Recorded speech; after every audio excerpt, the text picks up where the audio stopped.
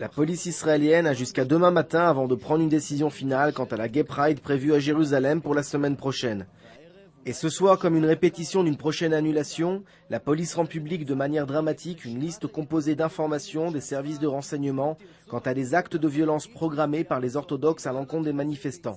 Des caisses de pourris dans chaque appartement qui donnera sur le parcours de la manifestation, des fruits truffés de lames de rasoir à jeter sur la foule, des poubelles pleines par dizaines aux apports de la Grande Marche, de faux attentats suicides, des blocages de grands axes comme pendant le démantèlement des implantations de Gaza, des coupures d'électricité et du vandalisme aux abords d'infrastructures publiques et gouvernementales. Lors de la précédente édition de la Gay Pride à Jérusalem, un illuminé a réussi à percer les cordons des forces de sécurité de manière surprenante dans le but unique de poignarder sauvagement des manifestants jusqu'à ce qu'ils soient arrêtés par la police. Or cette fois, les renseignements de la police sont bien plus inquiétants et concrets.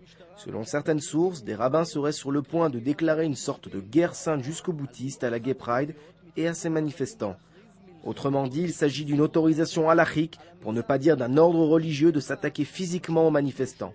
Ce sont quelques 10 000 hommes de force de l'ordre qui protégeront les 5 000 manifestants prévus, comme pendant le démantèlement. Or, lorsqu'il est prévu près de 250 000 contre-manifestants orthodoxes, il n'est pas certain que cette démonstration des forces de l'ordre suffise à empêcher la violence qui semble inévitable.